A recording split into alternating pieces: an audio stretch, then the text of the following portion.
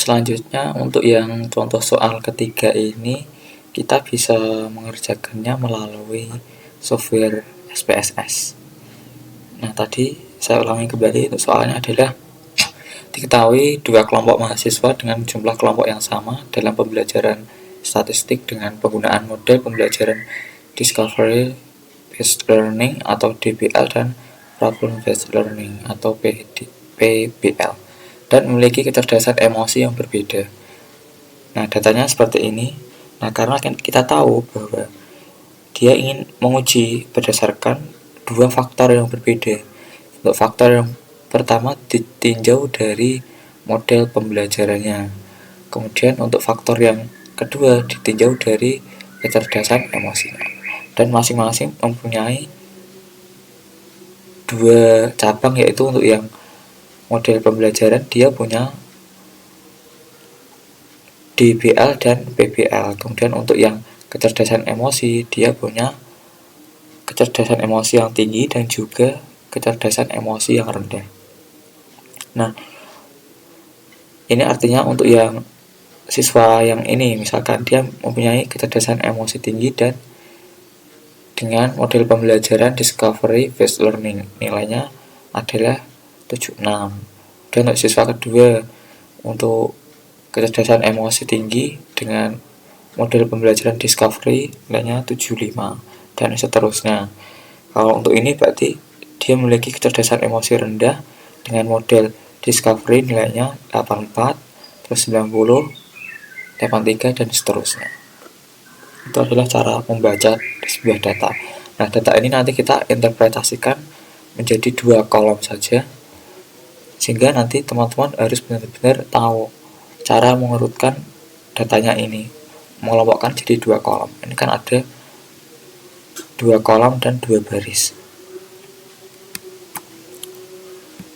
Nah, pertanyaannya adalah apakah ada perbedaan hasil belajar mahasiswa antara kelompok Discovery Based Learning dan Problem Based Learning. Kemudian yang kedua, apakah ada perbedaan hasil belajar mahasiswa antara kelompok emosi tinggi dengan kelompok emosi rendah. Terus yang ketiga, apakah ada interaksi hasil belajar antara kelompok model pembelajaran dengan kelompok emosi. Nah, selanjutnya untuk data yang ini saya sudah ketikkan di Excel. Nah, seperti ini. Saya ini nulisnya dari sini ke bawah, saya tulis dulu, nanti saya kasih kode.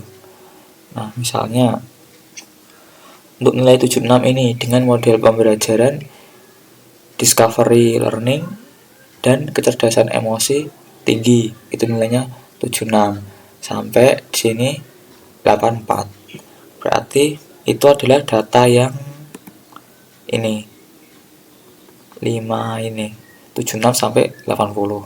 Kemudian untuk ke bawahnya yaitu 84, 90 sampai 80. Ini artinya dia menggunakan model pembelajaran Discovery karena ini kodenya 1, ini Discovery, dan kecerdasan emosinya 2 yaitu rendah. Berarti itu untuk yang ini baris kolom ini 84 sampai 80. Kemudian kita naik ke sini dan ini. Nah, akhirnya kita dapat untuk 3 tabel saja. Maaf tadi saya bilangnya dua kolom, ini kita buat 3 kolom. Untuk kolom pertama adalah hasil belajarnya, untuk kolom kedua itu model pembelajaran yang digunakan, untuk kolom yang ketiga itu kecerdasan emosinya. Nah, selanjutnya kita buka SPSS. Sebelum kita buka, kita kopikan ini.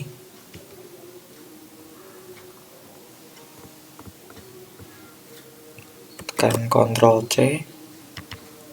Kemudian kita buka SPSS-nya.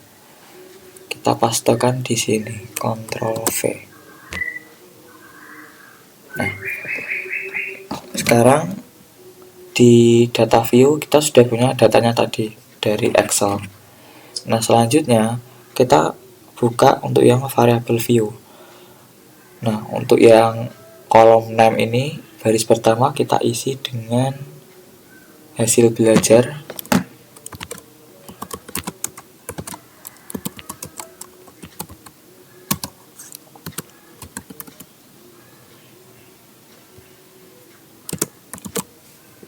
Kemudian desimalnya kita ganti 0. Ini bisa kita taruh di tengah untuk barisnya. Kemudian untuk measure ini kita ganti dengan scale. Kemudian untuk yang baris kedua ini kita ganti dengan model pembelajaran.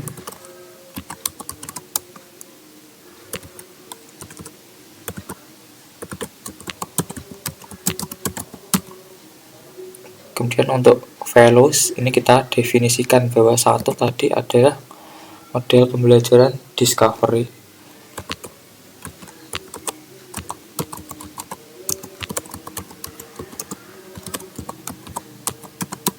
Kemudian untuk yang kode 2 tadi kita adalah problem based learning. Kita add, kemudian oke. Nah, ini desimalnya kita ganti 0 saja. Kemudian untuk perataannya kita center. Untuk measure-nya adalah kita ganti nominal saja, karena angka 1 dan 2 yang kita tulis tadi tidak menyatakan besaran, hanya simbol saja. Kemudian untuk baris ketiga kita isikan dengan kecerdasan emosi.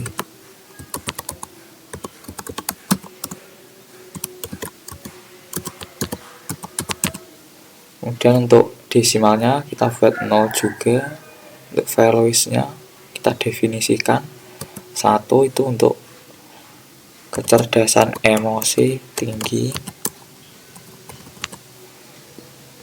Untuk value 2 kecerdasan emosi rendah.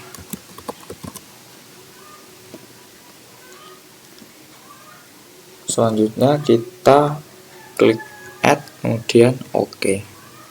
Ini juga kita rata tengah.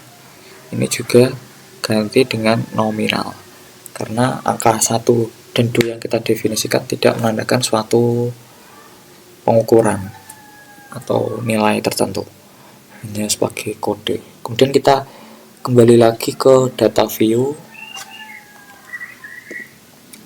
Nah, ini untuk penamaan kolomnya sudah berubah.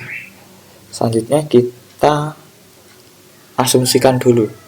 Nah, ini di contoh soal tadi kita asumsikan bahwa data ini berdistribusi normal. Nah, karena untuk syarat 2-way ANOVA atau ANOVA 2 jalur atau 2 arah itu, yang pertama kita harus menguji normalitas datanya harus normal.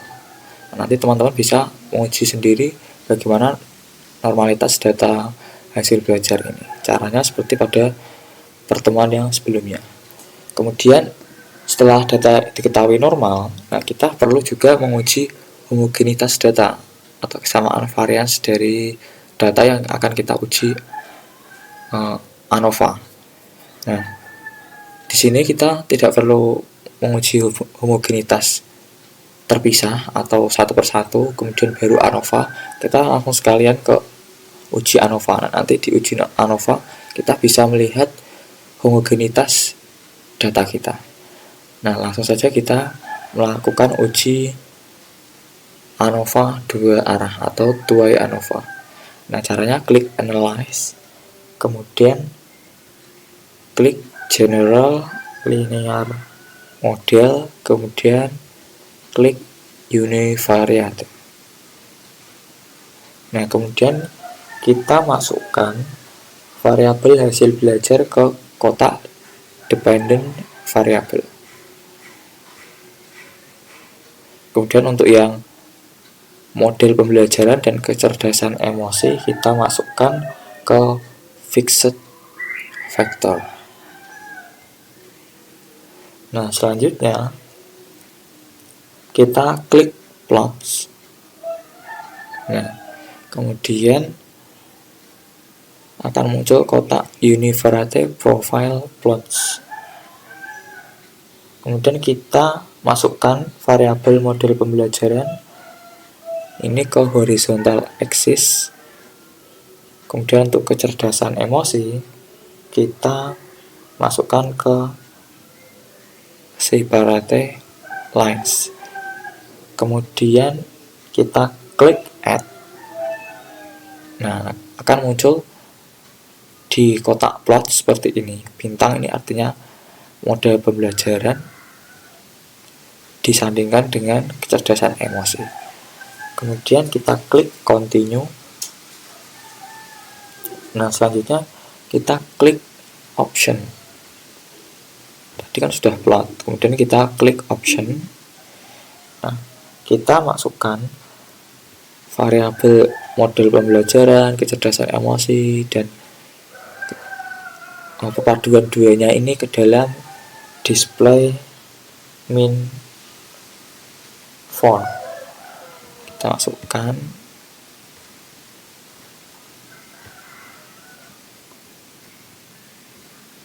Kemudian kita beri tanda centang pada deskriptif statistik untuk melihat bagaimana statistik deskriptif dari masing-masing variabel yang kita masukkan tadi.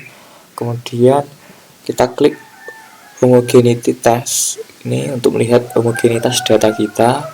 Kemudian untuk signifikan level ini alfanya tadi kita pakainya adalah 5% atau 0,05. Ini sudah 0,05, tidak usah kita ganti. Lalu kita klik continue, kemudian kita klik OK. Nah, akan muncul hasil seperti ini. Nah, ini untuk deskriptif statistiknya, artinya untuk yang data mahasiswa tadi, siswa atau mahasiswa. Oh, ternyata mahasiswa, data mahasiswa tadi untuk yang menggunakan model pembelajaran discovery dengan kecerdasan emosi tinggi itu rata-ratanya 79. Kemudian standar deviasinya atau simbangan bakunya 4,359 dan seterusnya. Nah, selanjutnya kita lihat untuk yang ini merupakan hasil uji homogenitas, yaitu Leibniz test of equality of error variance. Nah, kita lihat nanti nilai signifikannya. Langsung saja kita copy ini, klik, kemudian di copy, kita taruh di file kita.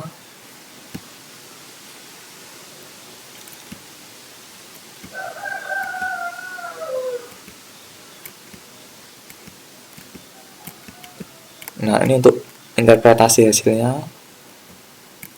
Kemudian tadi untuk yang uji homogenitas, nah ini sudah di copy.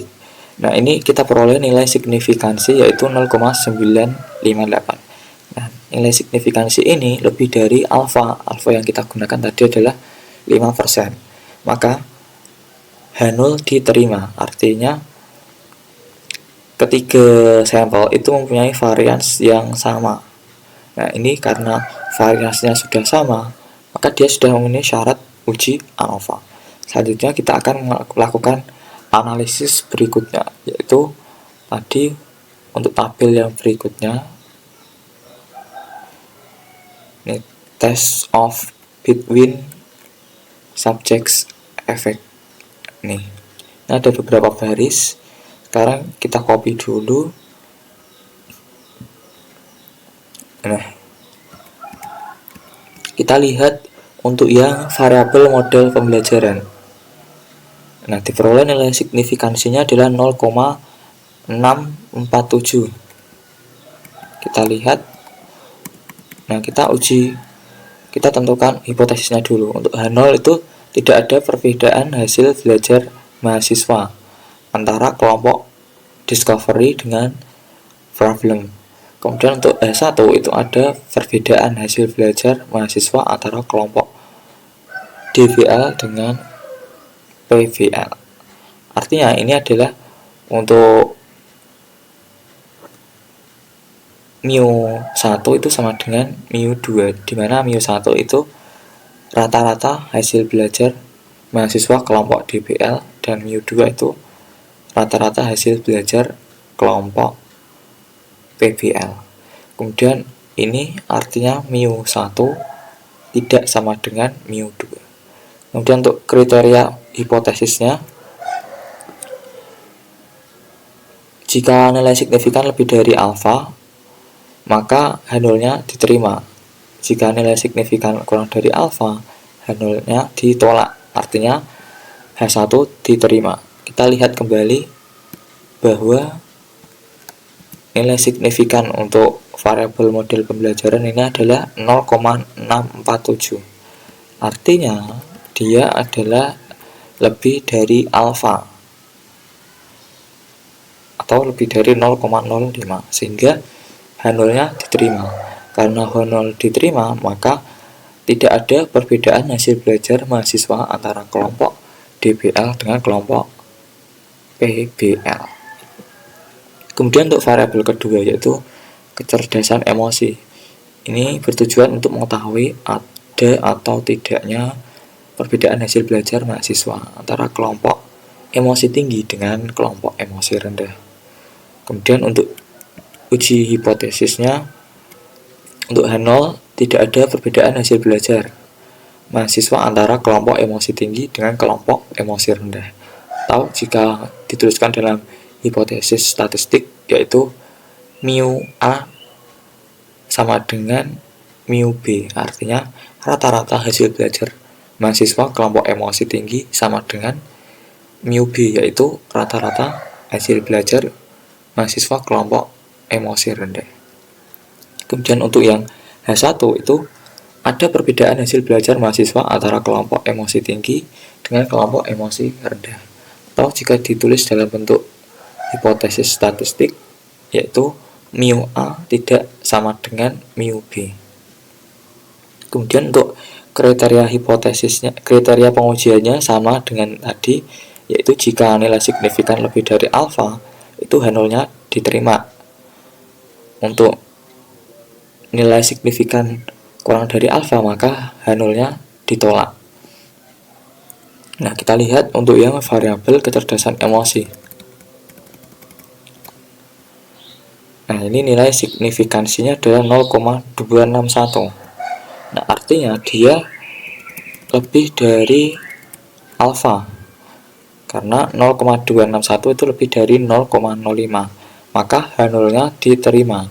Karena H0 diterima, artinya tidak ada perbedaan hasil belajar mahasiswa antara kelompok emosi tinggi dengan kelompok emosi rendah. Nah, selanjutnya yang ketiga kita akan membaca model pembelajaran yang disandingkan dengan kecerdasan emosi. Nah, uji ini bertujuan untuk mengetahui apakah ada hubungan yang signifikan antara dua faktor, yaitu model pembelajaran dengan kecerdasan emosi. Nah, dalam kasus ini kita akan menguji ada atau tidaknya interaksi antara model pembelajaran dengan kecerdasan emosi. Nah, selanjutnya untuk hipotesisnya H0 tidak ada interaksi antara model pembelajaran dengan kecerdasan emosi. Artinya jika kita tulis dalam hipotesis statistik bisa ditulis dengan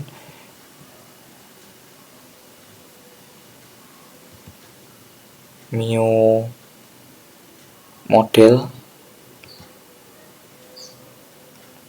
itu sama dengan mu kecerdasan emosi.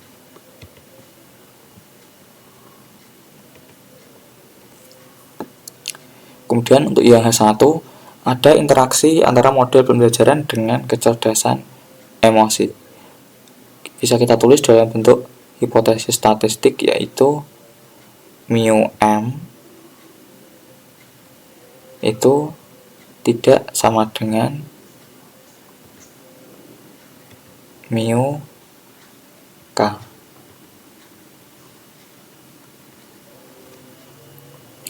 Nah, kemudian untuk kriteria pengujiannya, yaitu jika nilai signifikan lebih dari alfa maka H0-nya diterima.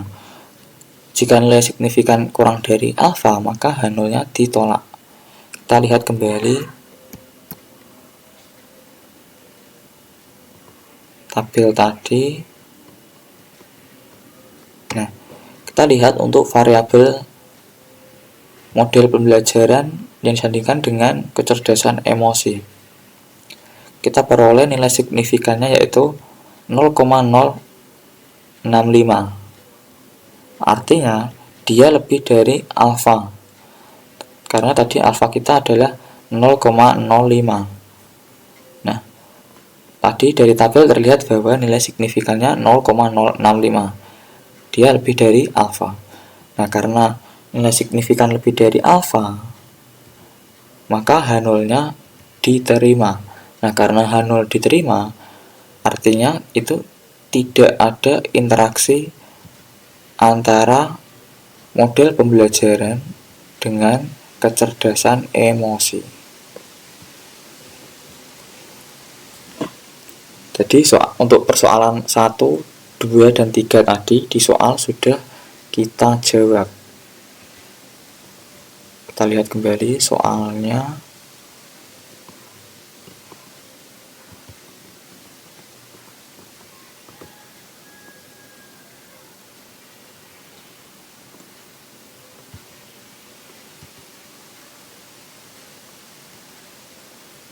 Nah, ini soalnya. Nah, berarti untuk yang pertanyaan 1, ternyata tidak ada perbedaan hasil belajar mahasiswa antara kelompok DVL dengan PBL.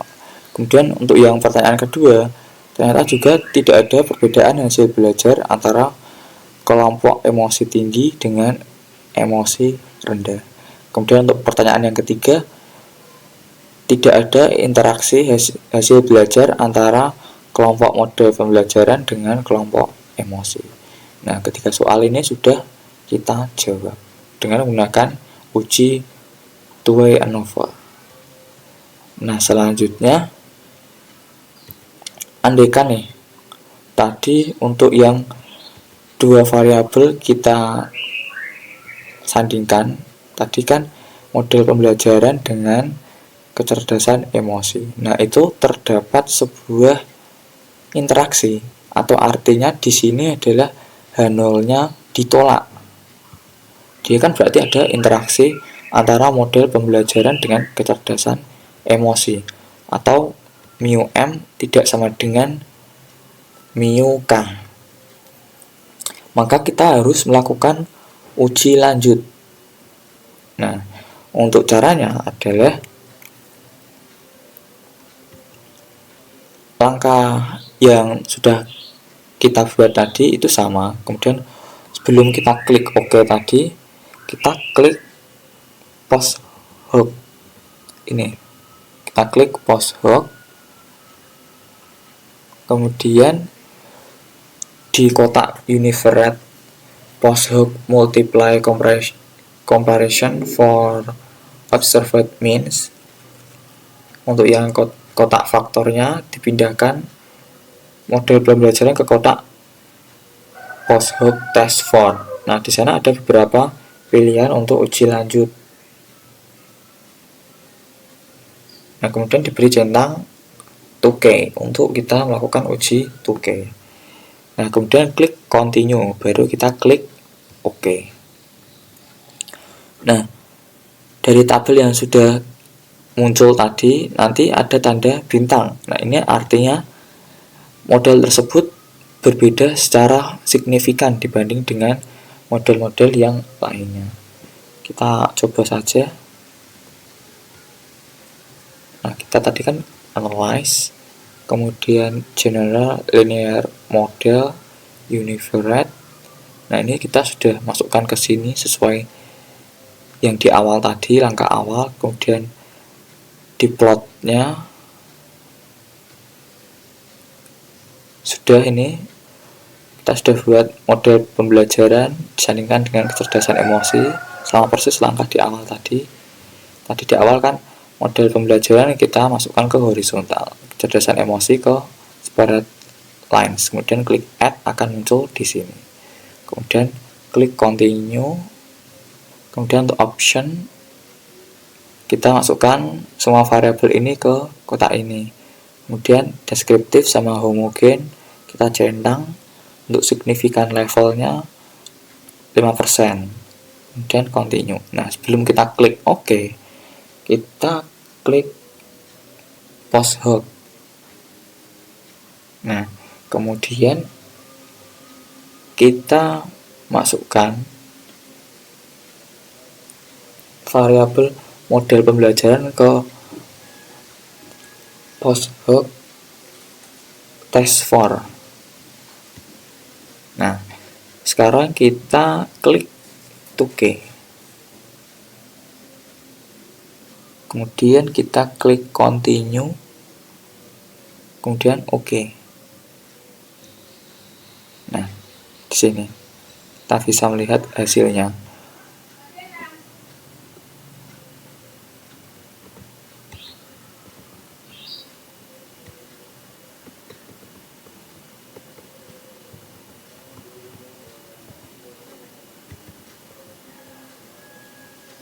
Nah, ternyata hasil di sini tidak ada yang bertanda bintang. Artinya memang dia tadi tidak memiliki interaksi antara model pembelajaran dengan kecerdasan emosi. Nah, bintang di sini bukan yang saya maksud ya, karena bintang di sini itu artinya model pembelajaran disilangkan dengan kecerdasan emosi. Nah, kalau misalkan hasil uji ini itu terdapat interaksi, maka di bagian ini nanti ada bintang di atasnya. Nah, itu nanti kita bisa melihat masing-masing di sini bagaimana perbedaannya, seberapa besar perbedaannya. Nah, karena di sini tidak ada bintangnya, maka memang tadi uji yang sudah kita lakukan kan kesimpulannya adalah tidak ada interaksi antara model pembelajaran dengan kecerdasan emosi.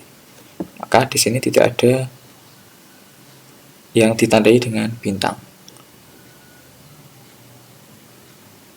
Nah, demikian pemaparan dari kelompok kami. Mungkin nanti ini ada latihan soal yang bisa teman-teman kerjakan.